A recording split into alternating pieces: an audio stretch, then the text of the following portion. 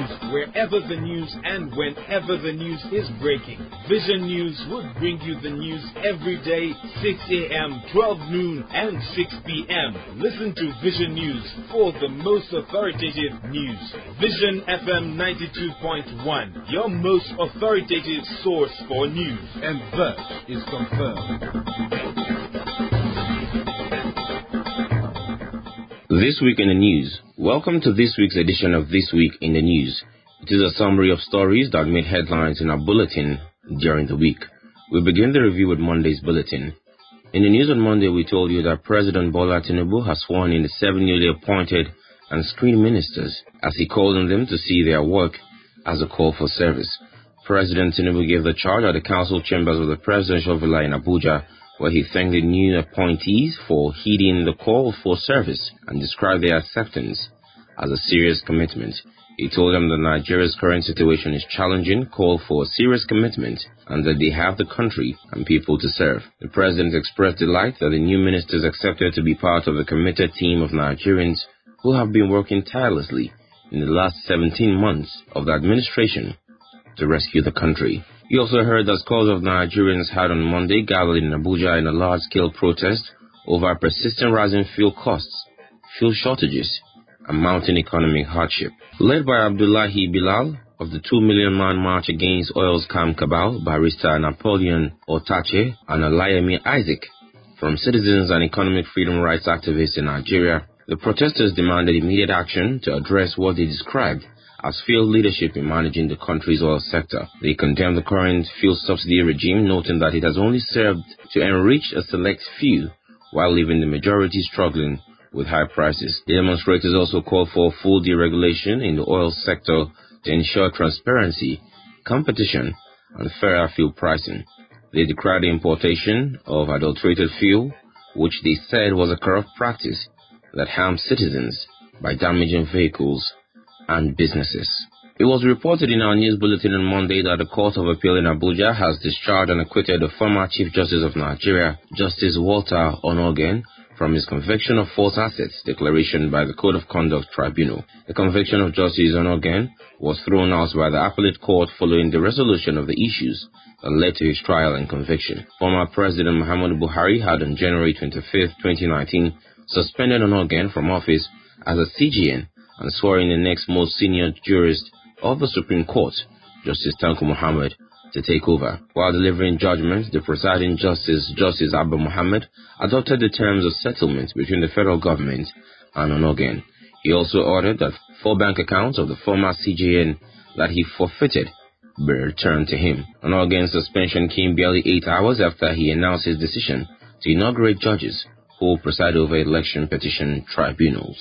From the international belt on Monday, we informed you that the presidential election, unlike any other in the United States history, has entered its last full day with Donald Trump, Kamala Harris, and their campaigns scrambling to get supporters to the polls in a contest each portrayed as an existential moment for America.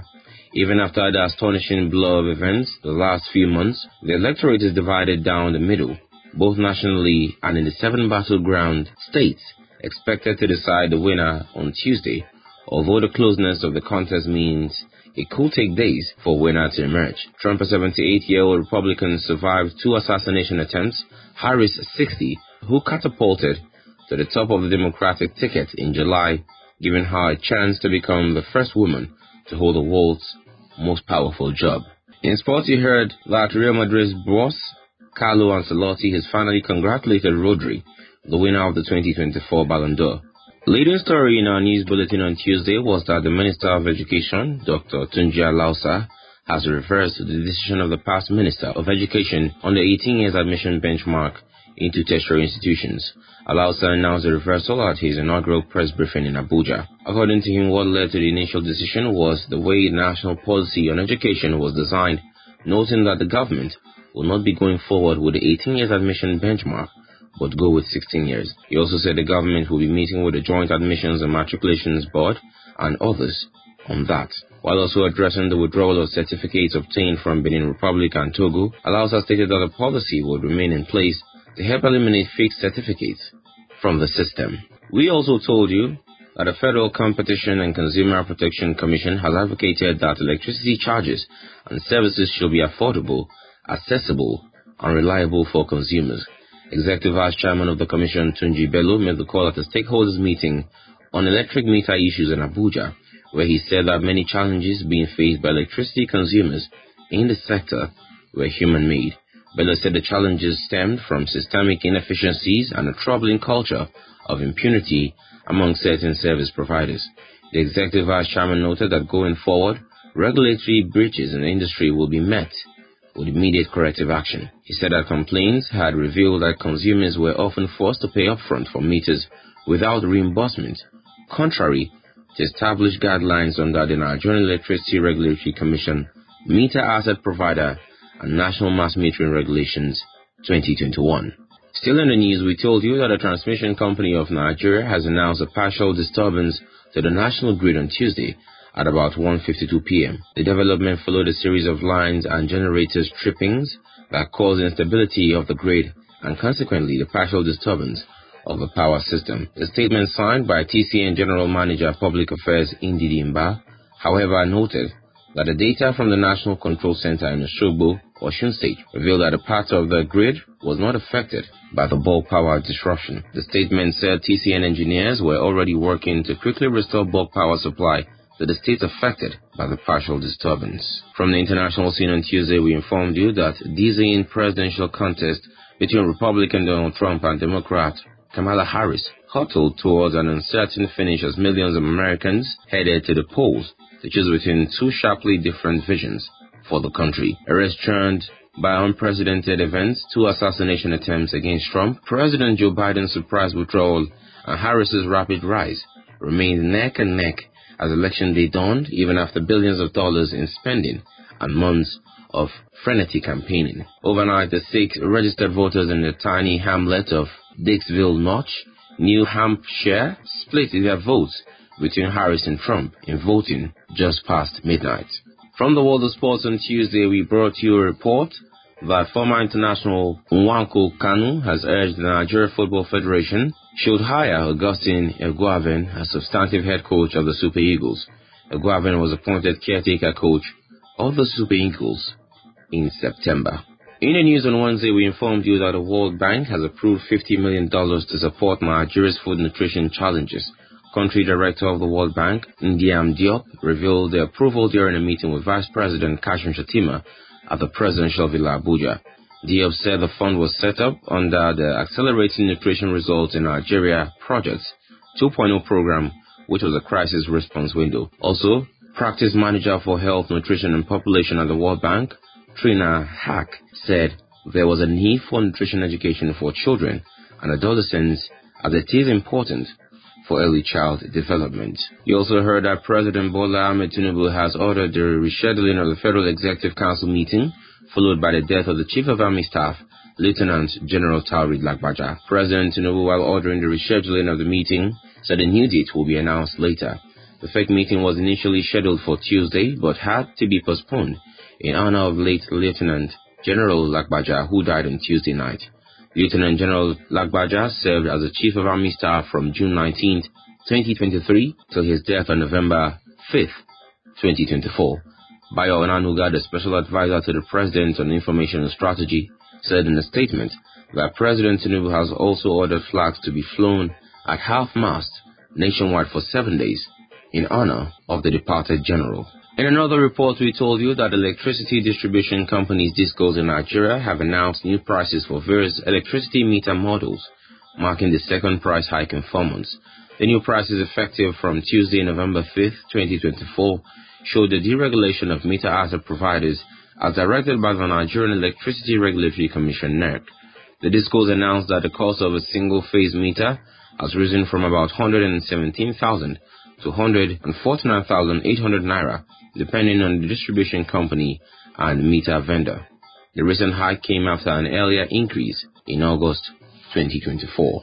Still on Wednesday, it was reported in our news bulletin that the Federal Capital Territory Police Command has arrested and paraded 23 suspected armed robbers, one-chance operators, and kidnappers who daily terrorize the territory. While parading the suspects in Abuja, the Commissioner of Police, Olatunji Disu, expressed joy over the arrest of a gang of 12 suspected one-chance operatives who have been on the wanted list of the command for a long time. This also condemned the activities of one Joseph Abank, who specializes in rebranding and upgrading stolen cars before reselling them to unsuspecting buyers. FCT-CP therefore assured residents of the territory of his readiness to rid Abuja of crimes and criminalities. The FCT Police Command, in its continuous effort to rid the FCT of this form of crime, have arrested 12 armed robbers, popularly known as one chance, and have recovered 4 cars suspected to be the operational vehicles and 1 locally made Beretta pistol. It is worthy of note that these one-chance operators were all arrested with knives, with which they must have been stabbing members of the public before collecting their phones and before collecting their monies from them. A cross-section of suspects confessed to a crime, particularly 2 suspects who impersonate operatives of the Department of State Service and operate as one in the FCT and its environ. Saw some Yahoo boys inside vehicle and I stopped there. So we introduced ourselves as personnel. So along the we just introduced ourselves as DSS personnel. So we now asked them to come down, they came down. Say okay. In Maraba, all those vigilante, that is the reason why we just put ourselves. Just only 400,000 that we collected from them. It's just a temptation of seeing them doing it, saw vigilante people doing it, and that just makes some. I think it's the second time that we just did it. Our correspondent Babatunde Ayeni reports that exhibits recovered from the suspects include 23 and 13 stolen vehicles to be claimed by the owners. He also heard that rampaging bandits struck again in Zamfara State, attacking communities in 1K near the capital Gusau, where they abducted over 100 people, including women, children, and the elderly. Among the abductees was the community's chief imam, who was previously released from captivity and was receiving treatment for a leg injury. A survivor spoke in an interview that was monitored on the BBC House of Service, recounting how the affected communities were in turmoil, with residents fleeing out of fear of further attacks. The survivor also said that near Sabanlai, over 50 people were taken, and near Dogonhai, about 50 more were abducted, adding that the exact number was still uncertain due to the chaos and panic that ensued as locals scrambled for safety. From the international belt, it was reported on Wednesday that Ukrainian President Volodymyr Zelensky has heaped praise on Donald Trump as victory for the Republican candidate, who has criticized United States support for Kyiv plunged the future of its war against Russia into uncertainty. Territorial loss for Ukraine have increased in recent months as larger and better equipped Russian forces advance in key sectors of the front line in the east, scene of some of the fiercest battles since Moscow invaded in February 2022. Trump has criticized the level of U.S. support for Ukraine's war effort and promised to end the conflict before he takes office in January without explaining how. From the world of sports, we told you in our news bulletin that ahead of the crucial 2025 African Cup of Nations qualifier, the Rwanda Football Federation has unveiled a list of invited players for the tie against Super Eagles of Nigeria. Next is Thursday's review, but that will be after this break. Wherever the news and whenever the news is breaking, Vision News would bring you the news every day, 6 a.m., 12 noon, and 6 p.m. Listen to Vision News for the most authoritative news. Vision FM 92.1, your most authoritative source for news. And that is confirmed.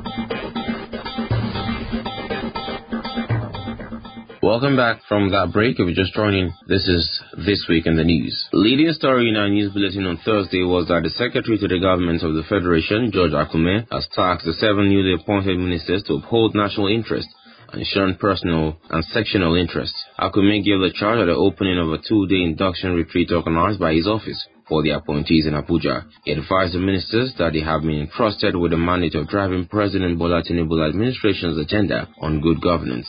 The SGF said President Tinubu's government, with the Renewed Hope agenda, aim to tackle poverty, enhance security, drive economic diversification, and improve critical infrastructure, among others. We also informed you that a new report has revealed that a staggering 33 million people were expected to face acute food insecurity in Nigeria by 2025. In a statement issued by the head of communications and media for the United Nations World Food Programme, Chilayo, the Food Insecurity and Malnutrition Analysis, Kadir Harmonize, led by the federal government and supported by partners, highlighted the deterioration of food insecurity in the country. The report predicts that 33.1 million people will face high levels of acute food insecurity during the upcoming lean season from June to August.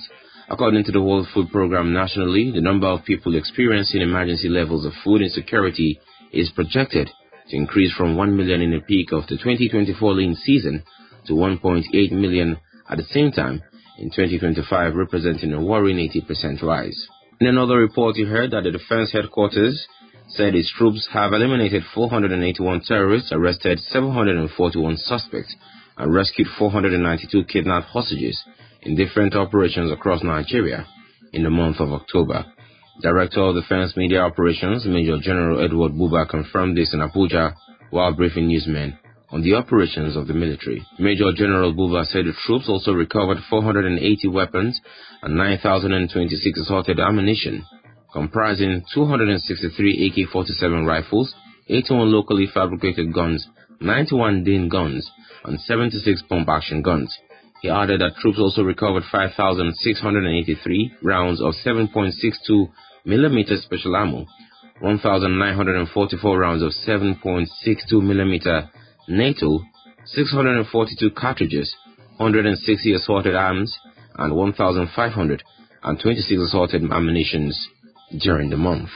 From the international front on Thursday, we informed you that Mozambican police have fired tear gas at thousands of protesters in the capital, Maputo, during the biggest demonstrations yet against the long-ruling Frelimo party, which was declared the winner of a disputed election last month.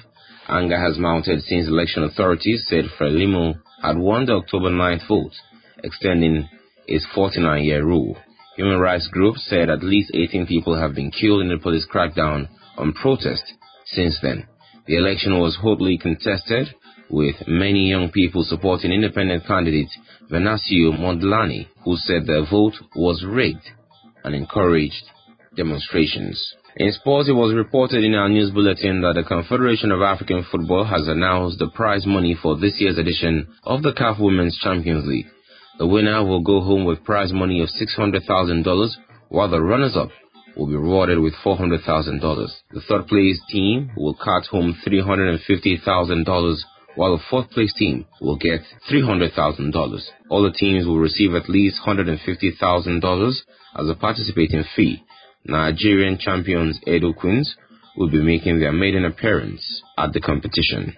In the news on Friday, you heard in our news bulletin that the federal government has ordered the Transmission Company of Nigeria and all relevant agencies of the ministry to begin the immediate implementation of the recommendations of the Interagency Committee set up to address the incessant grid collapses in the power sector. Minister for Power Adebayo Adelabu gave the order in a statement by his special advisor on strategic communications and media, Bolaji Tunji. This was as the TCN appealed for understanding among Nigerians on the possibilities of intermittent disruption as repair work begins on the grid. Adelabu's order came as the TCN again reported that the national grid experienced a disturbance at approximately 11:29 a.m. on Thursday. We also told you in our news bulletin that the recent 28% increase in the price of a unit of electricity meter by distribution companies has generated wide criticism and condemnations by consumers as well as relevant stakeholders in Nigeria. Guest on Friday's edition of program Vision FM flagship program and public affairs analyst Abdullahi Muhammad Garba expressed displeasure over the increase, saying it will worsen the country's current high inflation rate. Garba also said the ripple effects of the high cost of single meter phase that now goes for as much as 149,800 naira depending on the city. It's a further increased hardship in the land. Today in Nigeria we are facing multiple hardship problems. We have various issues ranging from oil to dollar exchange rate and then coming back to energy. The 28.03% should not be seen to be too much, but it should be spread either on quarterly basis or on a monthly basis so that the pains the prices paid cannot be felt by the consumers. The Burgami guest called on the National Assembly to legislate against the indiscriminate increase of power facilities and its supply. We need an enabling law that will take care of the excesses of this untimely increase in the payment of our energy system. We need to have a consultative forum. You need to even have a forum with the consumers. You need to have a forum with the low-income earners. You need to have a wider consultation, including professionals, including even lawmakers, so that we will be able to harmonize and harness the potentials of their contributions in the nationwide. All this issue of national grid vandalization, problems and here and there is as a result of the inflation, is as a result of hardship of the economy. Abdullahi Muhammad Garba, who is a public affairs analyst, was our guest on Burgami, and he spoke on the justification of the latest 28.03% increase of electricity meter by discos. Meanwhile, callers on Vision FM flagship program Burgami have expressed displeasure over the increase in the price of a unit of electricity meter by distribution companies across the country. One of the callers, Samuel Abu from Kogi State, decried the low level of power supply across Nigeria despite high tariffs and increase in meter cost. Not the price that concerns me mostly. The availability of the light itself. I don't think there is a city in Nigeria that experienced continuous light in this Nigeria. I never see, maybe Lagos, I don't know. So something is wrong somewhere. There are many African countries that have gone ahead of us in this power problem. Like as I'm talking to you right now, in my local government headquarters, or Mala local government, Sabejikolo for precise, for more than 20 years, there is no light, even a brick of light, more than 20 years, since 2000. There's no light here, and I don't know what they're doing about it. Another caller, Dr. Ibrahim Modibo, was of the opinion that the Minister of Power, Adebayo Adelabu, should be made to do more in restructuring the sector. Every day, despite the incompetence of the Minister of Power, as well as the output of the power industry, we see that nothing has changed except imposing of taxes. Now, 28.20% increase. Of course, what is the future here? In this document, I was thinking that the president could have sacked the Minister of Power because he's one of the most unproductive ministers I have seen. Just look at within a very short time. Samuel Abu, Ibrahim Modibo, Dr. Prince Ike, Bala Muhammad, and Oga Gabriel were among the contributors to Friday's edition of Burgami. We also informed you on Friday that a special independent investigative panel on human rights violations in counter-insurgency operations in the Northeast has absolved the Nigerian military of allegations of Reuters' 2022 report alleging systemic and illegal abortion program in the Northeast, leading to the termination of over 10,000 pregnancies among women and girls between 2013 and 2021. The panel, which was led by a former Justice of the Supreme Court, Justice Abdul Aboki, also made inquiries into another allegation of military-targeted operations conducted to kill several children suspected to be offspring of Boko Haram fighters. It further cleared the military of deliberate massacre of children and adults, burning, poisoning, and suffocation of children, but found that there was evidence that the Nigerian military attacked Abisari community on 18 June 2016, killing 18 people, including women and children. While accepting the findings submitted by the panel, Executive Secretary of the National Human Rights Commission, Tony Ojukwu-san, pledged to implement the recommendations made by the team. As part of our commitment to ensuring the panel's recommendations are fully realized, the National Human Rights Commission will be embarking upon a series of public consultations and conversations on the report. The first of this series will be taking place in Maiduguri next week. We plan to hold similar forums in Damaturu and Yola. In December, the National Human Rights Commission plans to host a civil-military forum where the report and its implementation strategies will be discussed with all stakeholders.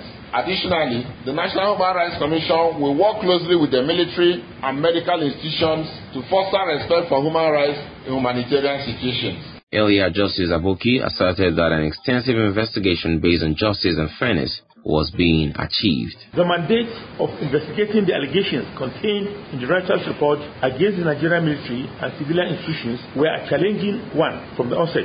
Conducting an investigation of this magnitude in a vital environment, as well as the non-appearance of Reuters and a few other key institutions, meant that the panel had to work longer and more extensively, bordering on the investigation and the reach. It is to the credit of the panel members, the Secretariat, the National Human Rights Commission, and supporting partners that today I can proudly assert that an extensive and thorough investigation based on justice and fairness has been achieved. The panel was established to investigate allegations contained in the three-part Reuters report published in 2022. From the international scene, it was reported in our news bulletin that Mozambique's largest hospital has confirmed that at least 3 people were killed and 66 injured during clashes between police and protesters the previous day over a disputed election. The fatalities add to at least 18 people killed in earlier protests since the October 9 poll, which the opposition claims was rigged. Some groups have given a higher toll, with Mozambique Center for Democracy and Human Rights reporting 34 deaths overall. Thursday's protests were the biggest Mozambique has ever seen against Frelimo, the party that has ruled the Southern African state since 1975 and was declared winner of last month's election by a landslide. In sports, we reported that Super Eagles assistant coach Daniel Ogumodede has defended the inclusion of some players in the squad for the 2025 Africa Cup of Nations qualifying fixtures against Benin Republic and Rwanda. With that sports story on Friday, we have come to the end of this week in the news, a review of stories that made headlines during the week. On behalf of my producer, Babatunde Ayeni, your narrator has been Abbas Umar Farouk. However the news, wherever the news, and whenever the news is breaking, Vision News would bring you the news every day, 6 a.m., 12 noon, and 6 p.m. Listen to Vision News for the most authoritative news. Vision FM 92.1, your most authoritative source for news. And that is confirmed.